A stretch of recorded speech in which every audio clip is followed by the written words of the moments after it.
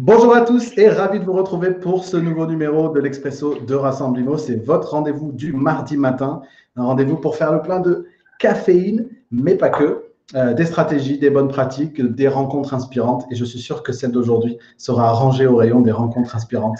En tout cas, c'était juste pour lui mettre la pression. Je vais juste valider que le live s'est bien lancé dans le groupe. Faites-nous un petit coucou dans le chat pour nous dire que vous êtes avec nous. Voilà, a priori, les choses sont bien lancées. Ori, Oui, bonjour. bonjour à toi Sébastien, merci pour l'invitation. Avec grand plaisir. Ori, et le temps que les uns et les autres se connectent et puis nous fassent un petit coucou, faites-nous un petit coucou en commentaire pour nous dire que vous êtes avec nous. Ori, est-ce que tu peux te présenter pour les gens qui ne te connaîtraient pas encore? Ori, en fait, tu es un des grands noms de ce groupe Rassemblimo parce que depuis le mois de mars dernier, tu as toujours été très actif dans cette communauté pendant les lives, etc. Tu as toujours été fidèle. Salut Eric, salut à tous. Du coup, je suis vraiment content de pouvoir t'accueillir. Ori, est-ce que tu peux te présenter pour tout le monde, s'il te plaît? Oui, bah déjà quand tu commences comme ça va être compliqué pour moi parce que c'était la plus belle introduction qu'on m'ait jamais faite de ma vie. Je viens de dépasser la quarantaine, on n'ira pas plus loin que ça, c'est assez dur.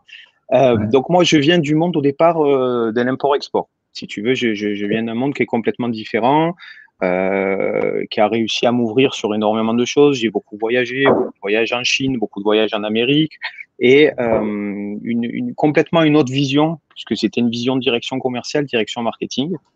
Puis je me suis formé parallèlement à ça, puisque je trouve ça toujours très très important de pouvoir allier le théorique au pratique, et notamment donc par un master de management et un master de direction commerciale, direction stratégique et stratégie digitale à HEC. Et je me suis retrouvé en fait à un moment où j'ai eu l'opportunité de revendre les parts de ma société d'import-export. D'accord. Pour tout te dire, un de mes meilleurs amis, qui est mon beau-frère aussi, était agent immobilier depuis 17 ans. C'est Olivier, c'est mon associé aujourd'hui à Licorne. Et il arrivait sur la fin, lui aussi, avec ses associés, la fin de cycle. Il approchait aussi de la quarantaine. Il n'aime pas qu'on le dise, mais il faut le dire. Il approche de la quarantaine petit à petit. Et on s'est dit, pourquoi pas faire quelque chose? Voilà, pourquoi pas essayer, en fait, pourquoi pas essayer de se challenger l'un l'autre. Lui m'a challengé moi sur le fait que je ne connaisse pas vraiment l'immobilier à ce moment-là, et moi le challenger à lui sur toutes les bonnes pratiques, et essayer de trouver la différence entre ce qu'il était en train de faire depuis 17 ans, parce que c'était comme ça qu'il avait toujours fait, et ce qu'il était en train de faire depuis 17 ans et qui est vraiment bien. Donc l'idée, c'est que moi, je suis vraiment le poil à gratter. Je suis là pour je suis là pour l'emmerder. Voilà, je suis vraiment là pour l'emmerder. D'ailleurs, a priori, je le fais très bien. Il faudra que tu parles avec lui, mais sur ça, je suis assez fort. Et on a créé Licorne, voir l'immobilier autrement, au meilleur moment, puisqu'on l'a créé. On a eu la carte de transaction le 17 janvier. On a fait la première réunion commerciale début mars. Et le 17 mars, on a pris 55 jours dans la tête. Et et là, a priori, c'est en train de repartir de la même manière. Mais Ok. entre-temps, on a bien bossé. On est 10 maintenant dans l'agence. Et l'idée du voir l'immobilier autrement, alors je ne vais pas te faire. J'entends que maintenant tout le monde dit qu'il faut faire les choses autrement. Et moi, je vais juste te dire qu'il faut faire. C'est-à-dire, il y a 99% des gens qui disent, et il reste 1% des gens qui font. Et en fait, il faut essayer de faire. Et je prends un exemple précis, comme ça au moins j'attaque direct. Si j'entends les agences IMO, il y a 100% des agences IMO qui font de la visite virtuelle. OK. Sauf que quand je vais regarder, c'est un bien sur 5, c'est un bien sur 6, c'est que des biens en exclusivité.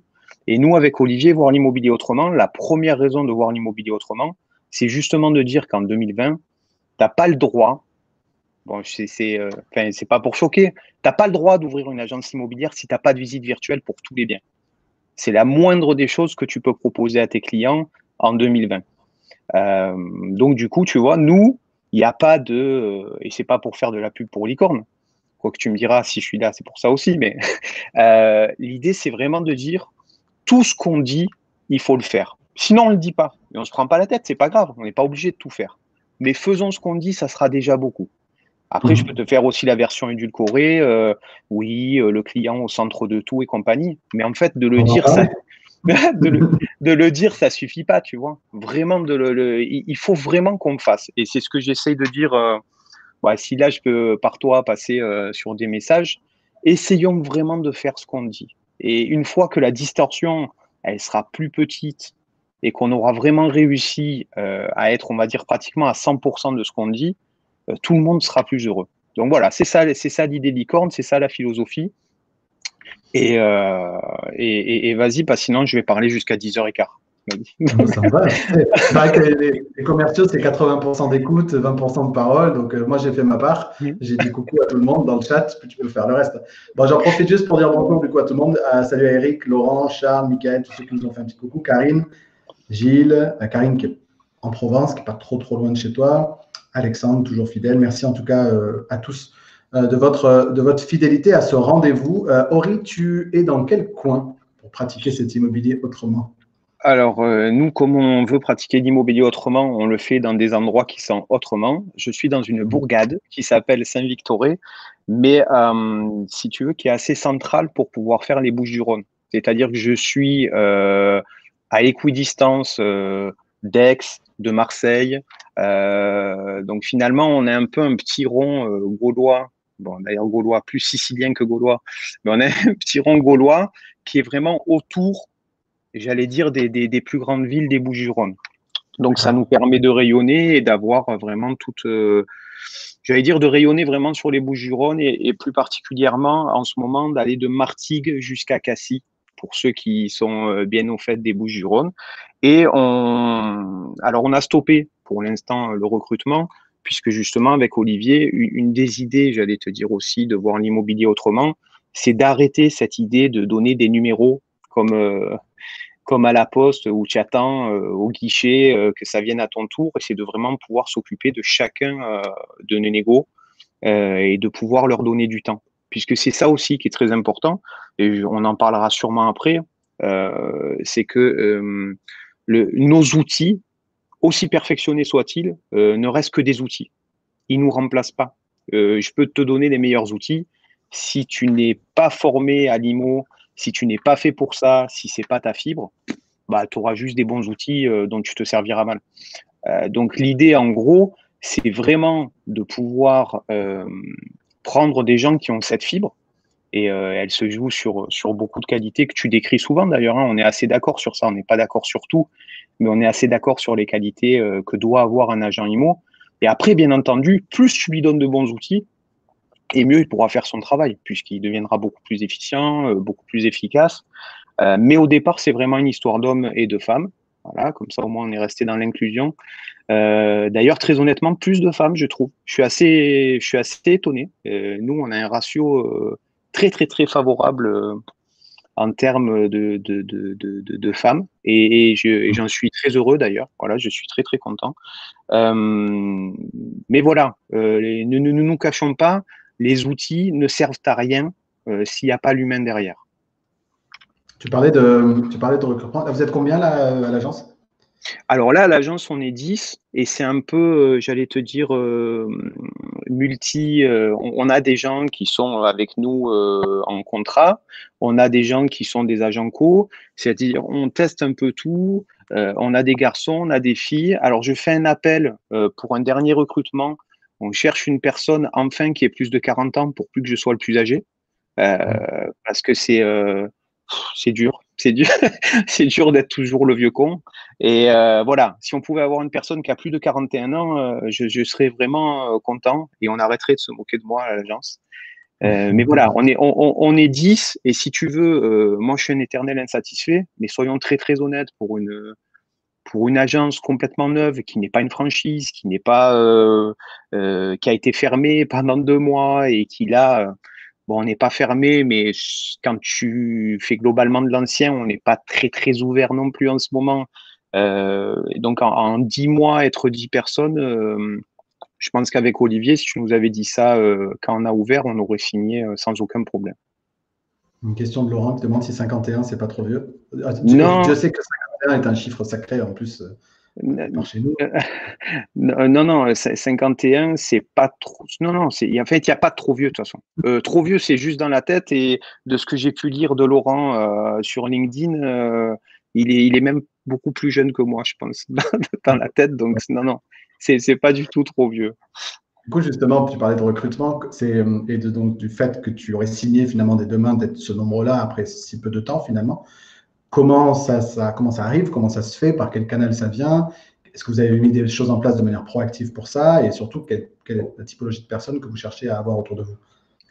Alors ça aussi, tu vois, c'est un débat qu'on a beaucoup vu sur LinkedIn, qui est un débat un peu spécial. C'est-à-dire, on est à un moment en 2020 où tout le monde dit il faut arrêter avec le diktat du diplôme, il faut arrêter avec ce truc-là. Et en même temps, tu as une tonne d'agents IMO qui disent qu'il n'y a pas tout le monde qui peut faire de l'IMO et qu'il faudrait, pour que ça soit professionnalisé, que tout le monde ait sa carte et compagnie. Moi, j'entends. Je dis pas que c'est pas bien de pas passer par un BTS IMO, de faire toutes ces choses-là. Je dis simplement que c'est dur en même temps de prôner une ouverture et de dire qu'il n'y a pas que le diplôme qui compte. Et en même temps, dès qu'il y a quelqu'un qui dit bon, ben lui, il n'est pas issu du sérail, non, on ne le prend pas. Alors après, très clairement, tu peux pas prendre tout le monde parce qu'il y a des gens qui ne sont pas faits pour ça. Et ça, c'est pas grave, comme il y a des gens qui ne sont pas faits pour tous les métiers. Euh, L'agent IMO, je pense que c'est qu'à partir du moment où il commence à travailler en immobilier qu'il comprend que c'est un travail. Nous, si tu veux, dans nos recrutements, les 5 premières minutes, elles sont assez horribles pour le recruter, puisqu'on lui explique à quel point c'est compliqué. Ouais. Donc, on lui dit que s'il n'a pas au moins 6 mois devant lui en salaire, il ne faut pas qu'il commence, parce qu'il va commencer à courir après l'argent et que donc ça va le faire mal travailler.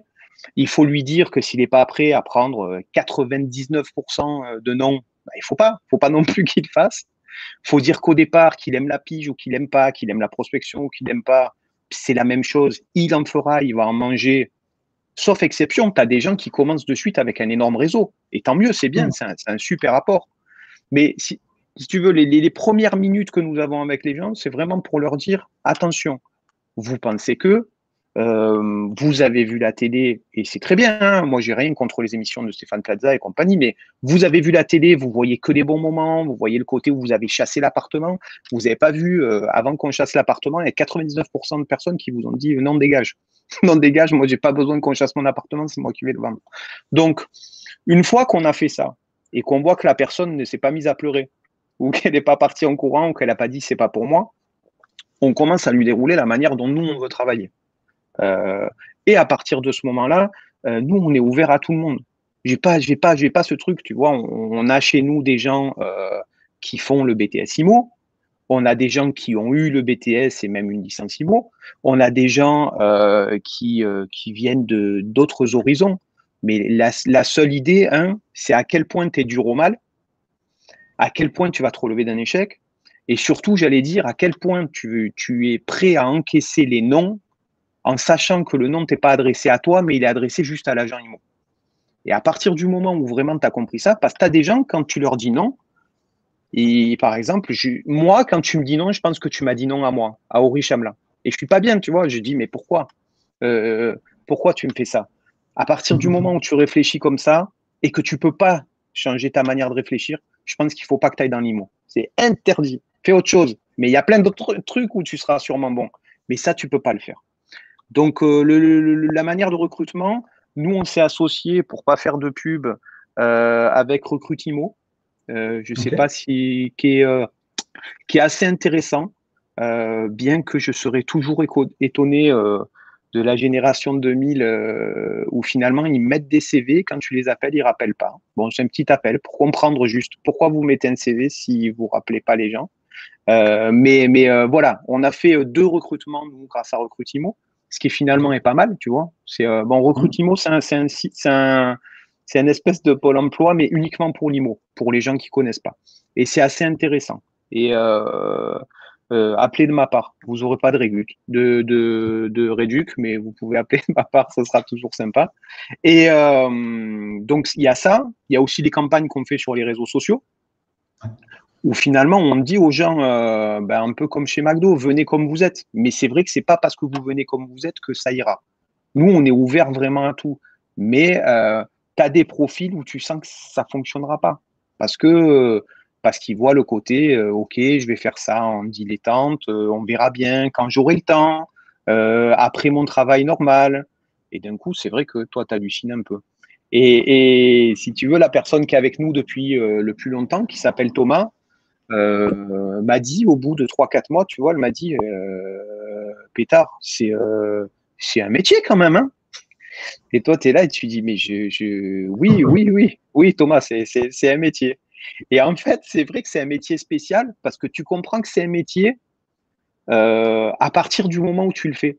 Il y a beaucoup de métiers où tu sais avant que c'est un métier. Et l'IMO, c'est à partir du moment où tu le fais que tu comprends que c'est un métier. C'est d'ailleurs notre devoir de pédagogie envers les clients. Parce que vraiment, et sur ça, c'est pour ça que je m'étais beaucoup connecté avec Rassemble Limo en mars, c'est que c'est très important. On a un devoir de pédagogie. Et je pense que c'est le plus important. Ça n'enlève pas, et c'est là où on n'est pas d'accord, toi et moi peut-être, ou alors que tu l'exprimes pas. Nous, on a un devoir de pédagogie envers les clients, mais ça ne veut pas dire pour ça qu'on est leur paillasson. Et moi, si tu veux, le client au centre de tout, ça, il n'y a aucun problème. Enfin, quand je dis il n'y a aucun problème, c'est une obligation de 2020. Les gens qui n'ont toujours pas compris que le client est au centre de tout. Mais en même temps, il faut savoir qu'est-ce que ça veut dire, le client au centre de tout. Le client est Très au bien. centre de tout. Je te propose du coup qu'on parle de ce sujet-là. Je voudrais juste clôturer sur le sujet du recrutement. Excuse-moi, je t'ai coupé, mais comme ça, on va reprendre le fil. Parce qu'on a énormément de commentaires du coup sur le recrutement, etc. Et je pense que tout le monde souscrit à tout ce que tu as pu dire. On a même un commentaire là, de Laurent qui complète. Est-ce que ceux qui recrutent facilement et en grand nombre font réellement le même métier que nous? Sous-entendu, voilà, est-ce que c'est juste recruter pour recruter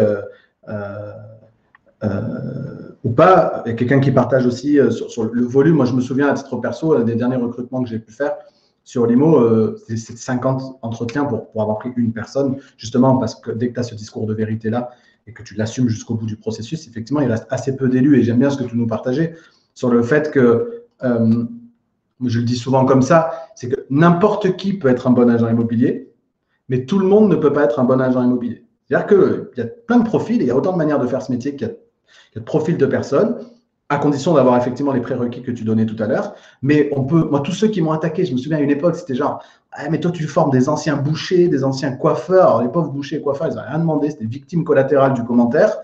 Et les pauvres, en plus, je sais que pour certains d'entre eux, c'est compliqué aujourd'hui. Et c'est de dire, mais en fait, moi, j'ai toujours fait que de l'IMO depuis la sortie de mes études. Mais avant de faire de l'IMO, j'étais étudiant. Donc, en fait, je ne savais pas moi non plus de quoi je me lançais. Au moment où je me suis lancé, il a bien fallu que j'apprenne à un moment donné. Et donc, ça a rejoint vraiment ce que tu disais toi sur que finalement, il n'y a pas de. Est-ce qu'il y a vraiment un bon profil? Est-ce que c'est BTS IMO, pas BTS IMO? Je ne suis pas persuadé. Mais par contre, tout le monde ne peut pas l'être. C'est ça que tu exprimais. C'est bon? Non, parce que tu as vu, moi, je voulais pas, j'ai pas voulu te couper. euh, Après, non, du non, mais moi, je voulais juste rebondir sur ce que tu viens de dire. Par exemple, ton exemple du coiffeur, qui pour moi est un super exemple. Le coiffeur, c'est quand même une des personnes qui, s'il le fait bien, est une personne à qui on se confie le plus. Alors que finalement, franchement, il y a pas de raison folle. La personne, elle touche juste tes cheveux, elle les mouille. Mais pour moi, ne pas comprendre que le profil coiffeur est pratiquement 100% compatible avec un boulot d'agent IMO, parce qu'il va falloir écouter, comprendre, analyser les besoins du client. Alors bien entendu, c'est pas une coupe de cheveux, c'est une maison. Il n'empêche que disqualifier un coiffeur ou un boucher, de toute façon disqualifier n'importe qui pour son passé, moi je comprendrai jamais. Après, pour répondre juste à Laurent, parce que c'est une question importante aussi. Alors, je sais qu'avec Laurent, on n'est pas exactement d'accord, mais moi, je pense, enfin, tu peux recruter 1000 personnes à partir du moment où tu as la possibilité de les suivre et de les faire grandir. Et en fait, moi, je ne pense pas que c'est une histoire de nombre. Je pense que c'est vraiment une histoire de qu'est-ce qu'on peut mettre en place pour accompagner ces gens-là et pour qu'ils ne se retrouvent pas à un moment seul, peut-être avec des pratiques qui ne sont pas les bonnes, et pas pouvoir les corriger. Parce que des erreurs, je vais te dire, Olivier, il a 17 ans d'IMOMO, il en fait encore. Moi, j'en fais des tonnes, et nos négos en font des tonnes. La seule idée, c'est comment, à partir du moment où on fait une erreur, on peut la corriger, la comprendre et ne plus la faire. Mais après, combien on recrute de personnes ou pas, je veux dire, entre guillemets, on s'en fout. C'est vraiment à nous, et c'est pour ça que moi, je préfère le côté agence que le côté réseau. Mais ça, c'est très, très, très personnel, parce que c'est ma manière à moi. J'ai besoin que les gens, et je ne sais pas si c'est une phrase de toi, mais donc je vais te l'attribuer. Nous, ce qu'on veut. Non, mais c'est vrai, parce que je pense que c'était en regardant une de tes vidéos que c'était une phrase qui m'avait plu. Nous, ce qu'on veut donner aux gens, c'est de l'autonomie. L'indépendance, c'est autre chose. Et après, il y a des gens qui veulent l'indépendance. Et il faut respecter ça. Mais alors, si c'est vraiment l'indépendance qu'ils veulent, chez Licorne, ils ne se retrouveront pas. Parce que moi, je reconnais que je suis un peu un papa poule et que du coup, je les appelle. Je veux comprendre. Qu'est-ce qu'il y a Qu'est-ce qui a fait que Tu vois, juste dire à quelqu'un, ouais, t'as pas fait ton quota de mandat, c'est nul. Ça veut rien dire. Analyse. C'est quoi Qu'est-ce qui a fait que Comment Pourquoi Qu'est-ce qui s'est passé sur ta dernière pige Pourquoi tes piges, elles durent 25 secondes en moyenne, alors que la personne à côté de toi, elle arrive à faire des piges qui durent 4-5 minutes et à prendre des tonnes d'informations. Donc voilà. N'oublie pas, chaque réponse est très longue, du coup, je me rappelle même plus des questions. Mais Je te propose, parce que je te propose du coup qu'on passe sur l'autre sujet que tu étais en train d'aborder et qui est aussi une des raisons pour lesquelles tu es là, parce que tu disais en te présentant tout à l'heure que tu étais un poil à gratter. Et donc, effectivement, ça nous arrive d'échanger. Et tu as déjà évoqué le fait qu'on n'était pas forcément 100% aligné sur cette idée de mettre le client au centre de tout et de ce que ça implique derrière. Et tu as évoqué dans ton début de réponse que peut-être que je l'avais mal exprimé. Et je suis ravi que tu parles de cette histoire de paillasson parce que je dis effectivement très régulièrement qu'on doit absolument arrêter d'être le conseiller immobilier Kleenex. C'est-à-dire que les clients prennent, utilisent pour un certain nombre d'actes ou de tâches pour être jetés le plus rapidement possible et pour être utilisés, encore une fois, comme on utilise comme un simple Kleenex et pas dans une relation beaucoup plus profonde. Là où peut-être, et c'est le sujet que je pense qu'on doit aborder, et en plus tu l'as évoqué en parlant avec l'analogie du coiffeur sur l'empathie, c'est-à-dire sur finalement comment est-ce qu'on cherche à comprendre le client, donc on le met au centre de notre démarche, etc. C'est clair. Est-ce qu'on met tout en œuvre pour le comprendre réellement et essayer de comprendre ce qu'il exprime quand il l'exprime ou ce qu'il ressent quand on lui indique que sa maison est trop chère, qu'il a fait une connerie en donnant 4 mandats simples, que, bon, bref. Et là, je pense qu'on peut échanger sur cette notion de qu'est-ce que le client au centre de tout implique finalement. En fait, c'est ce que enfin, de toute façon, c'est exactement ce que tu viens de dire. Il y a plusieurs manières à chaque fois de comprendre une phrase. Mettre le client au centre de tout, enfin, d'ailleurs, on ne devrait même pas le dire. C'est-à-dire, tu vois, on ne devrait pas s'en vanter. À partir du moment où ton entreprise, elle n'est pas centrée sur le client, enfin, à moins d'avoir une machine à retourner dans le futur, dans le passé et pouvoir partir 50 ans en arrière, il faut vraiment se dire qu'on est en retard. Maintenant, comme on disait, il y a le dire et il y a le faire. Et de la même manière de le faire, mettre le client au centre de tout, c'est pas lui dire qu'il a raison sur tout. Moi, je te donne un exemple précis, parce qu'on va prendre que des exemples vécus, au moins c'est plus simple. Une personne appelle Olivier, qui est mon associé. Voilà, je le recite. Olivier, c'est mon associé. Voilà, au moins, comme ça, on l'aura dit au moins 3-4 fois, puisqu'à chaque fois que je parle en son nom aussi. Bon, des fois, ça le fait crier, mais voilà, comme ça, au moins, c'est clair. Elle appelle Olivier pour une maison. La maison n'est plus dispo. Olivier se fait engueuler. Mais vraiment, parce que la femme, elle est en plein désarroi et j'ai pas de problème. Je comprends, des fois, c'est très dur. Ah oui, mais dès qu'il y a une maison en vente, j'arrive pas à la voir ni rien. Est-ce que vous pouvez me rappeler, s'il vous plaît, rappelez-moi. Le compromis, et comme tu le sais, parce que ça aussi, c'est les problèmes des fois de l'agent IMO, les gens n'ont pas leur prêt. La maison revient à la vente. On appelle la dame qui n'en revient pas, elle tombe des nues, alors que très franchement, on fait notre travail. Hein. C'est juste, nous, on veut vendre la maison. Voilà, on veut vendre la maison. Oui, pour Émilie, Olivier, c'est c'est Olivier, mon associé. Non, j'ai vu qu'elle avait mis le gros rire après, mais au moins on est clair. Non, parce qu'à chaque fois on veut équilibrer le temps de parole, sinon c'est pas possible. Donc, ok, on rappelle cette dame.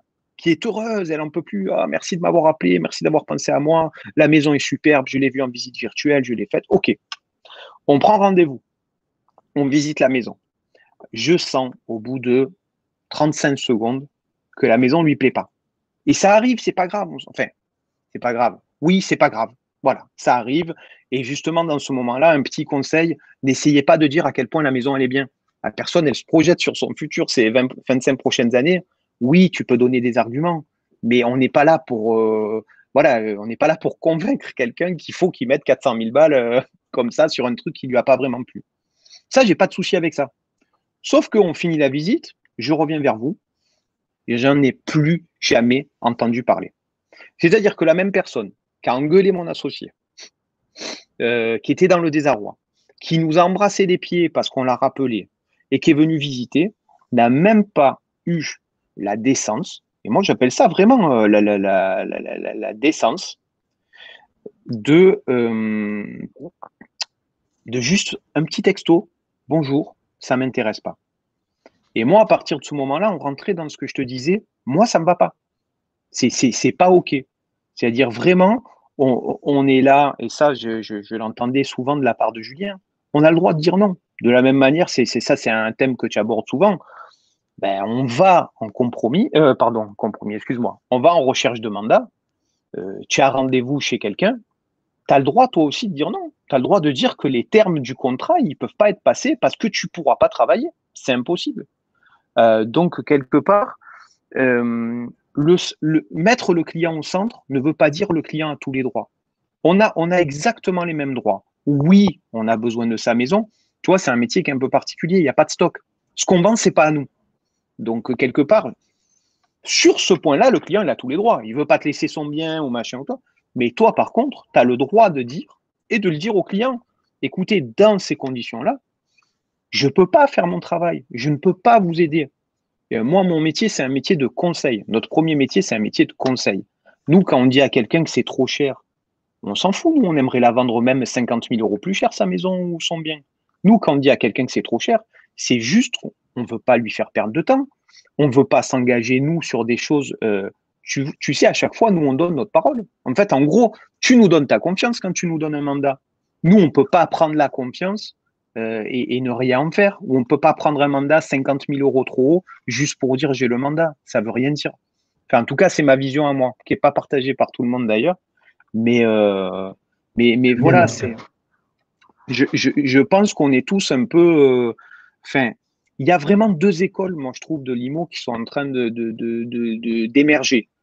Tu as l'école qui dit toujours c'est comme avant, prends le mandat à n'importe quel prix, tu feras baisser la dame après, etc., etc., etc.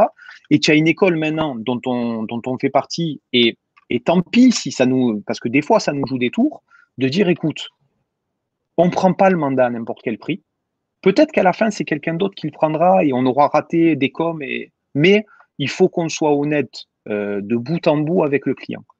Parce qu'une fois que toi, tu as fait tout ce qui te semblait bon, à ce moment-là, tu peux à la fin, je ne vais pas dire te regarder dans une glace parce qu'exagérons pas non plus les choses, mais tu peux te dire, je l'ai fait vraiment comme je pensais que c'était bien. C'est important d'être aligné avec son système de valeurs, avec la manière dont on a envie d'incarner son métier. C'est une des sources principales de notre épanouissement professionnel. On en parlait hier en coaching avec une conseillère qui a tenu bon. Effectivement, le truc s'est vendu 5 jours plus tard via une autre agence. Mais quelque part, elle me dit, je construis les fondations de demain. Quoi. Je suis fidèle à mes principes, à mes valeurs. De toute façon, je n'aurais pas fait des visites parce que concrètement, le truc s'est vendu parce que l'autre agent immobilier a fait des visites alors qu'il ne devait pas faire de visites. Enfin, bon, peu importe. Mais ce que je trouve intéressant dans le cas que tu nous partageais tout à l'heure, c'est que le seul risque dans lequel une partie de la profession peut verser, c'est le cynisme. C'est-à-dire, c'est de dire, les clients sont comme cette dame. Les clients sont…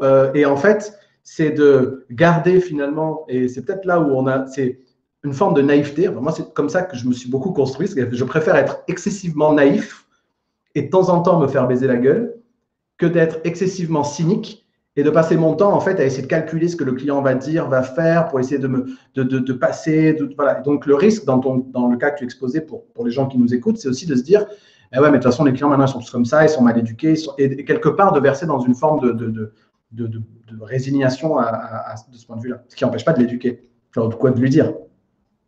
En fait, voilà, tu viens de dire exactement la chose et désolé, je lisais en même temps, pas simple de dire non à un vendeur quand tu as 30 mandataires qui disent oui, oui sur ton secteur. Mais de toute façon, bien sûr, la réalité, elle est là. La réalité, elle est que nous, euh, en fait, et ça, c'est très, très important, et les gens ne le comprennent pas, et ça fait partie de notre pédagogie. Nous, à chaque fois qu'on nous dit, par exemple, que nos honoraires sont élevés, il ne faut pas oublier de dire aux clients qu'une fois que nos honoraires deviennent un problème, c'est juste que c'est une très bonne nouvelle, ça veut dire qu'ils ont vendu. Tant qu'ils n'ont pas vendu, nos honoraires, on n'en entend même pas parler. C'est-à-dire que nous, on met en place toutes les choses. Nous, on paie nos pubs, nous, on paie nos outils, nous, on paie même, j'allais dire, nos déplacements, nos allers-retours, toutes ces choses-là. Et à partir du moment où on entend parler de nos honoraires, c'est que le client, finalement, a vendu son bien et qu'il a eu l'argent. Donc, pour moi, les honoraires, c'est un faux problème. Mais c'est une histoire de pédagogie. Mais par contre, et ça, je reconnais aisément, à quel moment tu te dis, OK, j'ai ma conscience pour moi, c'est génial. Par contre, je ne peux pas faire vivre ma famille parce que j'ai rien vendu et qu'il n'y a pas d'argent. Et cette balance-là, elle est très compliquée à faire. C'est-à-dire que nous, on a le luxe pour l'instant de pouvoir se permettre, et on a mis ça en place avec Olivier, c'était important. On a le luxe de dire à nos négos, ne prenez pas n'importe quoi. Mais je comprends aussi les gens qui ne peuvent pas le faire. Et pareil, tu vois, c'est des débats incessants sur LinkedIn. Oui, j'ai vu quelqu'un qui n'a pas respecté les normes sanitaires et qui ne fait pas attention aux gens et qui a fait visiter alors que c'est interdit. Ouais, ok, c'est interdit. Alors déjà, on pourrait énormément parler de cette interdiction. Ça, c'est si tu me lances 5 minutes après, j'irai. Mais sans ça, est-ce qu'à un moment, tu réfléchis? Parce que l'empathie, c'est l'empathie pour tous. Le gars qui a fait visiter, c'est juste parce que c'est un connard? Ou c'est parce que sinon, il ne mangera pas à la fin du mois et qu'il ne saura pas quoi faire? Alors, je ne vais pas faire pleurer dans les chaumières ni rien. C'est-à-dire, nous, on a décidé au départ de ne pas faire de visite. OK, mais ça n'engage que nous. Si quelqu'un a décidé que lui, il a besoin pour vivre, que deux personnes majeures et consentantes ont décidé, un vendeur et un acheteur, qu'ils étaient prêts à se voir et que lui, il décide de leur faire visiter l'endroit, qui je suis moi? Voilà. Est-ce que je suis un policier? Est-ce que je suis un gendarme? Est-ce que je suis assermenté pour leur dire c'est pas bien ce que vous faites?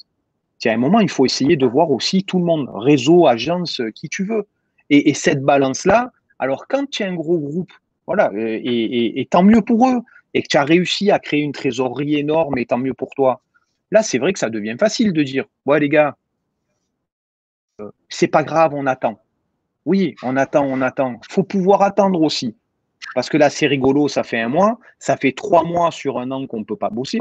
Et encore, je vais te dire, dans l'IMO, on a de la chance par rapport à beaucoup. Mais voilà, essayons de voir le problème à chaque fois à 360 et pas juste parler que on a vu un gars concurrent qui allait faire visiter. On ne sait pas. Voilà, moi, je ne sais pas comment je ferais, franchement, s'il y a la fin du mois, je te disais, je ne pourrais pas faire manger mes minots. D'ailleurs, j'en ai qu'un, tu vois. J'ai essayé de faire le Marseillais à te dire mes minots. Bon, j'ai qu'un seul enfant. Mais voilà, c'est important aussi. Voilà, au lieu des querelles. Pour moi, c'est des querelles un peu à 2 balles. Mais bon, voilà. C'est intéressant ce que tu dis, parce qu'en fait, ça revient beaucoup dans tout ce que tu nous dis tout à l'heure sur le fait qu'il y a toujours un peu les deux côtés d'une même pièce finalement.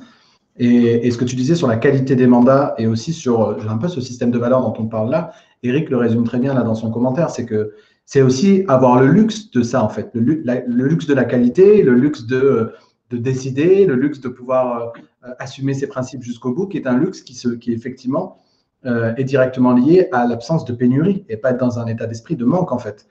Quand je dis que vous savez, cette analogie sur cette étude, les pauvres, pourquoi les pauvres prennent de mauvaises décisions, etc., c'est que dès qu'on est dans un état d'esprit de manque ou de pénurie, ben forcément, on ne voit pas plus loin que le bout de son nez, on est en mode survie et on fait des conneries très souvent. Tu le disais tout à l'heure, hein, je veux que mes futurs collaborateurs aient une trésorerie suffisante parce que sinon, ils vont faire des conneries. Et donc, en fait, c'est vraiment c'est pour ça quand on dit que la rentrée de mandat exclusif, l'outil numéro 1 pour avoir des mandats exclusifs, c'est d'avoir suffisamment de rendez-vous vendeurs. C'est-à-dire qu'il vaut mieux avoir plus de vendeurs à convaincre que de savoir mieux convaincre les vendeurs. Plus tu as de rendez-vous et plus tu te mets dans une posture où tu es capable effectivement de dire non. Et comme on le disait tout à l'heure, quand tu dis oui à un client, tu lui fais plaisir. Quand tu lui dis non, il te respecte. Et ça, c'est vraiment important. Et c'est le prix à payer, c'est cette idée de ne pas être dans une situation de pénurie. Non, non, mais ça, de toute façon, c'est sûr. Et puis on a beau retourner la chose de toutes les manières. Et là, c'est vrai que je suis désolé, je parle beaucoup plus des vendeurs que des acheteurs. Mais parce que si tu es complètement transparent quand tu es un agent IMO, à partir du moment où tu as un bien qui est intéressant et qui est dans un prix correct, l'acheteur vient à toi aisément. C'est-à-dire, on le sait très bien. On est, nous, en plus, dans les Bouches-du-Rhône, qui est enfin, un secteur tendu. C'est-à-dire que globalement, à partir du moment où tu mets un bien au bon prix et que tu le diffuses bien et que ta méthode, elle est bonne, l'acheteur viendra de lui-même. Donc c'est vrai que je parle beaucoup plus du côté vendeur que du côté acheteur, parce que finalement, le côté acheteur, c'est autre chose, c'est une histoire beaucoup plus de suivi, de patience, de chasse. C'est presque deux métiers différents d'ailleurs, hein. Les gens qui veulent nous, tu vois, il y a des choses où on est un peu plus réservé. Faire de la chasse, c'est un autre métier. C'est encore autre chose. Mais donc, oui, effectivement, pour revenir aux vendeurs, on ne va pas se cacher la chose. Ce qui fait le succès d'un agent IMO, c'est non seulement, comme tu le disais, le nombre de mandats, mais bon, c'est surtout la qualité des mandats. Si tu as 20 mandats au-dessus du prix, désolé, c'est. Alors oui, ça peut devenir des bons mandats en devenir quand 3 mois après, ils auront toujours pas vendu et qu'on leur dira il faut baisser les prix. Mais ça reste de l'hypothétique. Il vaut mieux rentrer 5 mandats béton où tu es dans les prix du marché et où le bien est intéressant que de rentrer 30 mandats juste pour dire que j'ai rentré du mandat. Et ça, c'est important aussi, tu vois, c'est un accompagnement. C'est-à-dire, c'est cracher du mandat, ça veut rien dire.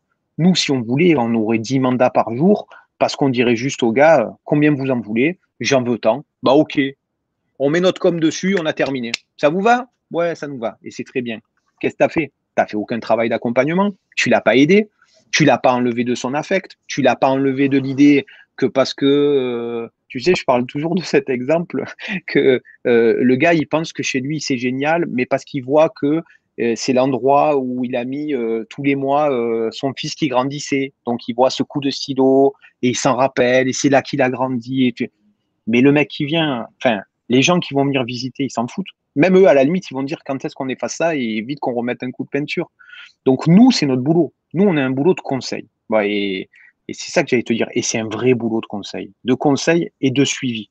Voilà, ça, tu sais, mettre le client au centre, pour moi, c'est ça aussi. C'est ce suivi. Combien il y a d'agents de CIMO et je redis, je juge pas, c'est un fait. Combien il y a d'agents de CIMO, tu les appelles, elles ne rappellent jamais. Combien il y a d'agents de CIMO quand tu es vendeur qui t'appellent qu'avant une visite? Mais s'il y a une visite tous les 2 mois, ils ne t'appellent pas pendant les 2 mois.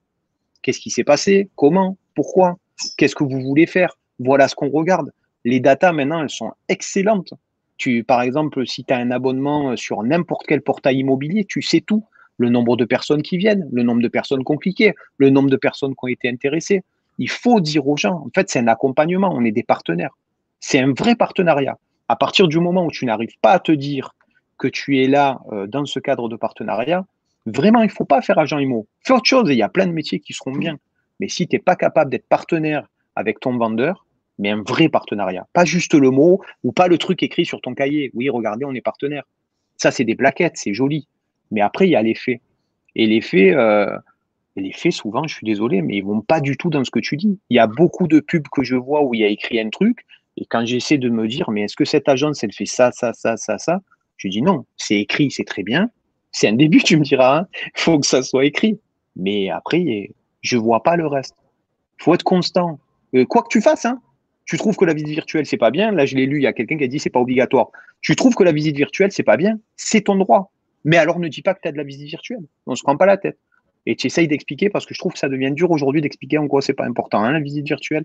Mais ok, pourquoi pas. Mais assume-le. Et on y va vraiment. Voilà. Merci Aurélie pour ça. Si vous avez des questions pour Aurélie, n'hésitez pas avant qu'on passe à nos petites questions de la fin, parce que ça fait déjà 40 minutes. Si vous avez des questions, n'hésitez pas, profitez-en. Il y a une analogie l'autre jour que j'ai vue sur LinkedIn, justement, tu parlais de LinkedIn, sur cette relation partenariale dont on parle tous, en tout cas toi et moi, c'est sûr, c'est de passer du joueur de tennis, du joueur de simple au joueur de double, quoi. C'est-à-dire de sortir de ce truc dans lequel les clients vont parfois spontanément nous enfermer, qui est un jeu de ping-pong en simple, pour passer à quelque chose où on va jouer en double avec eux, en fait. Non seulement c'est ça, mais en plus, si tu veux, là où c'est intéressant, en fait, là où l'analogie elle est intéressante, et je vais la prendre au pied de la lettre, c'est que du coup, ton terrain de jeu, il est plus grand. C'est-à-dire que quand tu joues en simple, bon, pour ceux qui s'en foutent du tennis, quand tu joues en simple, tu peux pas utiliser les couloirs. Alors que dès que tu joues en double, en fait, ton terrain, il est plus grand. Et ton terrain, il est plus grand, mais le terrain à couvrir par chaque personne, il est plus petit. Putain, je te l'ai fait, celle-là, je te l'ai fait à la débeauté, hein, Ouais. on pourra. Je vais la couper au montage et je te la filerai pour LinkedIn. Non, mais voilà, tu vois, Bon. je partage pas ton avis sur la visite virtuelle. Je trouve ça, voilà, je trouve ça intéressant. Après, je redis, je parle en mon nom, je représente personne, je suis dans aucun syndicat de l'IMO, mais en mon nom, voilà, en mon nom, et surtout quand on fait de l'ancien, qu'on soit clair. Nous, on travaille aussi avec pas mal de promoteurs et on fait de la construction parce qu'on a aussi une entreprise de construction de maisons individuelles. Ça, c'est autre chose. Parce que nous, pendant le premier confinement, on a pu signer de la VFA sans que les gens visitent. Parce que finalement, en gros, c'est pas grave. Ils sont habitués. Le concept de la VFA, c'est que tu ne vois pas le bien fini. Ça, c'est pas un problème. Maintenant, voilà. Alors, juste pour essayer de te convaincre sur Facebook User, qui est un très beau, qui est un très beau prénom. Du coup, voilà, je ne sais pas qui c'est. Voilà. On répondra comment en commentaire du coup dans le live, dans le groupe, parce que souvent le débat finit finalement par oui, mais personne n'achètera jamais sur une visite virtuelle. Et en fait, les utilisateurs, ceux qui mettent la visite virtuelle dans leur offre de service n'ont jamais dit que leurs clients allaient devoir se positionner suite à cette visite virtuelle-là. On est bien d'accord. Moi, je vais juste, voilà, je le fais très court parce que j'ai compris que tu veux que j'aille très court. Là, je parle juste du bien, en quoi c'est bien pour les négos. Parce que j'imagine que Facebook User est sûrement dans l'immobilier. Là, je parle pour le négo, ni pour le vendeur, ni pour l'acheteur. Pour le négo, un, c'est tu ne feras jamais choisir à un acheteur le bien sur une visite virtuelle. Par contre, tu disqualifieras beaucoup plus de biens. C'est-à-dire que tu t'éviteras énormément de visites où, tu sais, ces visites où tu rentres et au bout de 2 minutes, la personne, elle a remarqué un truc qui fera qu'elle n'achètera pas. La visite virtuelle, contrairement à la photo, contrairement à de la photo, te permet finalement de vraiment voir la manière dont les chambres sont situées, les vrais volumes, etc. Donc les gens vont très vite me dire, moi ça m'arrive, hein, et les négos aussi, ah, on ne le voyait pas comme ça, non, laissez tomber, c'est pas bon. Alors que sans la visite virtuelle, mon ego serait parti sur une visite supplémentaire, des allers-retours, un stress, la déception du client quand il pense que ça pouvait être la bonne et que c'est pas la bonne. Donc la visite virtuelle te permet finalement sur 4 ou 5 biens qui sont à peu près du même genre, d'en disqualifier 2, 3, 4 et d'aller voir que l'autre. On vient de vendre. Ouais, Laurent qui nous dit qu'il vient de vendre une maison avec confirmation de l'achat suite à une visite virtuelle avant la signature du compromis. Donc avant d'aller au compromis, ils ont validé avec une visite réelle finalement l'intention d'achat que la personne avait eue suite à la visite virtuelle. Et ça viendra de plus en plus. Bien sûr, c'est sûr. Mais on ne peut pas vivre dans un monde où on le fait nous-mêmes sur notre smartphone dans tous les autres domaines d'activité et on ne le ferait pas pour l'immobilier. Comment est-ce que ma femme elle peut faire nos courses, sur son smartphone en demandant un créneau de livraison et se faire livrer 2 heures plus tard et nous continuer d'obliger finalement un acquéreur à un échange de 14 emails pour se mettre d'accord sur un horaire de rendez-vous, quoi. Non, tu cliques, tu bookes le rendez-vous directement dans l'agenda du négo et on n'en parle plus, on est en 2021. Mais Bientôt. Sébastien, c'est ce que tu dis, c'est le nœud du problème, c'est pourquoi, et ça c'est important, enfin, toi tu connais beaucoup plus de gens importants que moi, pourquoi pourquoi l'immobilier est vraiment un des métiers les plus essentiels. On parle de construction, enfin voilà, globalement on parle quand même de l'endroit où les gens vivent. Pourquoi c'est un des secteurs qui a le plus de mal à accepter le fait qu'on soit en 2020 et plus en 1980. Et c'est une vraie question, enfin, et j'ai pas de réponse. Parce que tu vois, là, quand je vois encore, le problème, c'est le coût de la visite, c'est fini. Voilà, là, je le dis vraiment, et c'est contre moi que je joue. Avoir des outils performants n'a plus de coût. Ça ne coûte rien, c'est une commodité maintenant. Quand je dis ça coûte rien, on s'entend. On n'est pas sur 150 à 200 € la visite virtuelle. Tu peux faire une visite virtuelle pour 10 €. Est-ce que tu vas te priver de cette visite quand tu le ramènes au ratio, en fait, de ce que tu paies par mois? Est-ce qu'on se prive finalement de tous ces outils en disant que c'est trop cher ou est-ce qu'on s'y intéresse? Intéressez-vous. Si vous trouvez que c'est trop, que c'est trop cher, après, à la limite, chacun voit comme il veut. Mais la technologie est devenue une commodité. D'ailleurs, dans 2-3 ans, on aura tous exactement les mêmes technos. La seule chose qui fera la différence, c'est l'humain. Donc, profitez. Là, pour l'instant, on a de l'avance. Moi, j'estime qu'on a de l'avance en termes d'outils, mais les outils, c'est pas ça qui fera la différence. La différence, c'est effectivement la manière dont on s'occupe du client et la manière dont on a formé les gens. Merci. Je te propose qu'on arrête là-dessus. Par contre, vraiment, je suis choqué par l'analogie du tennis tout à l'heure. Je vais me repasser l'extrait et promis, on va l'extraire. Du coup, passons à nos 3 dernières petites questions rapides comme à chaque fois, Ori. Ori, à titre très perso, du coup, tu en parlais un petit peu juste avant. C'est quoi ton rapport au logement? Alors, comme on a essayé Ce sont des de… questions petites à réponse rapide. Donc, mon rapport au logement, c'est mon rapport à ma femme. Voilà. C'est elle qui choisit tout et si elle est contente, ça me va. Voilà. Tu vois, je l'ai fait rapide. Comment est-ce que tu définirais finalement le bon conseiller immobilier en un mot? Clairvoyance. Okay. Et est-ce que tu as une ressource à recommander aux conseillers qui nous écoutent, un livre, un podcast à recommander aux conseillers immobiliers qui nous écoutent? Il y a des tonnes de ressources que je conseille, donc qui se gênent pas même de te demander. Je pourrais donner beaucoup de choses. Maintenant, en ce moment, et c'est mon tout petit moment un peu plus universel, je conseille à tout le monde, mais vraiment à tout le monde, de relire 1984 et Le meilleur des mondes.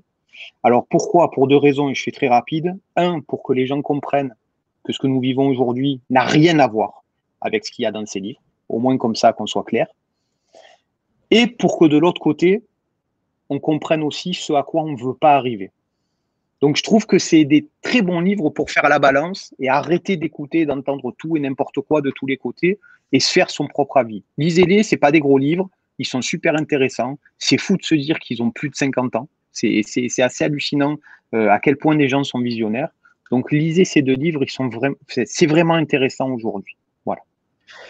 Merci infiniment, Henri, pour le temps accordé. Voilà. Faites-nous un petit coucou, un petit merci pour Henri. Merci beaucoup, en tout cas, Henri, pour le temps accordé, pour ces 47 minutes qui ont été fort intéressantes. Je souscris à 170% à tout ce que tu as partagé. Donc, je suis vraiment très content d'avoir pu t'inviter sur ce rendez-vous. Vous avez été nombreux sur ce live. Merci encore une fois beaucoup de votre fidélité. N'hésitez pas à aller regarder les autres lives qui se trouvent dans ce groupe, à vous abonner à la chaîne YouTube. Vous avez plein d'interviews aussi inspirantes que celle d'Ori comme ressource sur la chaîne YouTube Sébastien Tedesco. N'hésitez pas, c'est encore disponible au tarif lancement. Ici, vous avez le livre L'Extinction, qui est mon tout nouveau livre qui devrait arriver chez les premiers lecteurs d'ici la semaine prochaine. Il est encore au tarif spécial lancement, donc n'hésitez pas, faites-vous plaisir pour vous occuper pendant les quelques heures de libre que vous avez. Voilà, merci à tous. Merci pour ce partage de belles valeurs, belles visions. Merci pour ton partage. Eric, je ne pensais pas rester jusqu'au bout, mais vous avez été trop intéressant. C'est Ori, hein. Pour le coup, c'est pas moi. Donc, merci encore une fois, Ori, de tout ce partage. Voilà, Estelle aussi nous le dit. Voilà, super. Ori, merci encore une fois beaucoup. Je te souhaite une très belle journée. Merci encore une fois de ta fidélité aussi à ce rendez-vous. C'était vraiment cool. Merci beaucoup à toi. Une bonne journée à toutes et à tous. Et n'oubliez pas, Olivier, c'est mon associé. Voilà. Et un bonjour à toute l'équipe qui a été là en force et je les remercie vraiment. Voilà. Merci vraiment à toutes et à tous et à ma femme et à mon fils. Voilà. Et je suis président. Ça y est, c'est bon. Voilà. Merci à tous. On se retrouve la semaine prochaine pour un nouvel Expresso de Rassemblement. Cette fois, je connais de tête mon invité la semaine prochaine. C'est Alain Le Tailleur de chez Meilleurs Agents qui sera présent. Donc, n'hésitez pas à venir participer à l'interview de la semaine prochaine. Passez une belle journée et à très, très vite. Merci.